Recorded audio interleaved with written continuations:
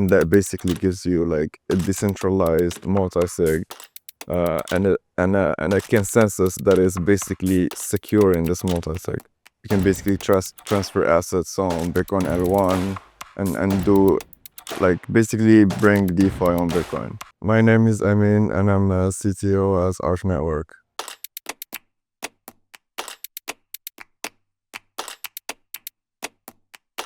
So like I always knew that Bitcoin had really limited capabilities in terms of programmability.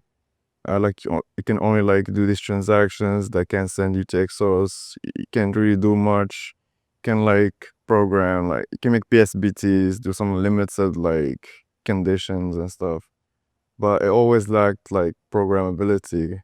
And that is like mainly due to like the state being like there isn't a place where you can store state, and also there's like no VM to be able to like manipulate this state.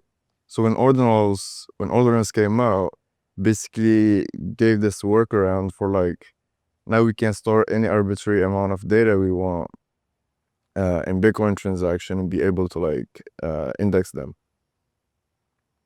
And so the last piece that was missing is basically like putting a VM on top of Bitcoin to be able to like manipulate that state and yeah, move funds around based on the execution. So that's where the idea for Arch came around. Basically like fill in the missing piece to basically enable these financial applications on Bitcoin. So most of the stuff that was going around on Bitcoin, like most of the apps are mainly just like using TypeScript that was introduced after the Segwit fork. And basically like these still like give you some additional opcodes in order to like manipulate UTXOs, like different ways to lock them.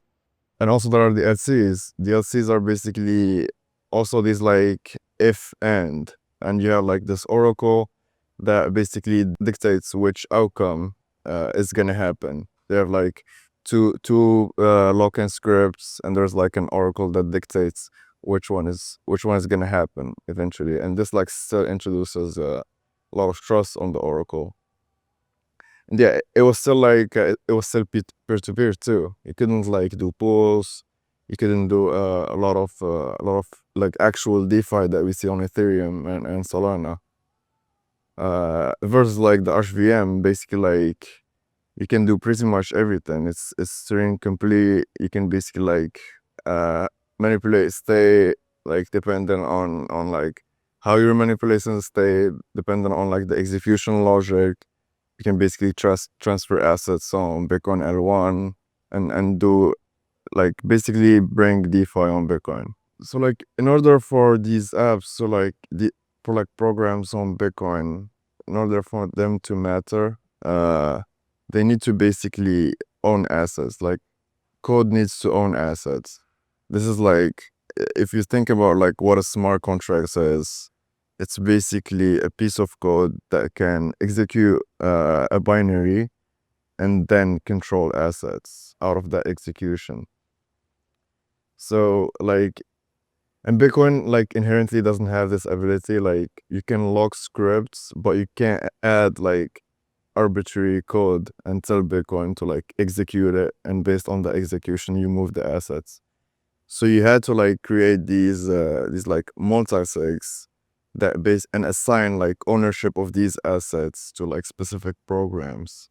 Multi-sigs are like have had like a bad rap in the Bitcoin space, like because most people are using them for like custodians. So like what we did to basically make a decentralized multi-sig is basically like create these this consensus mechanism that's based on a signature scheme called Frost, and like we also added on top of it a communication protocol that makes these signature scheme more efficient called Rose, and that basically like creates a unique consensus mechanism directly on top of Bitcoin.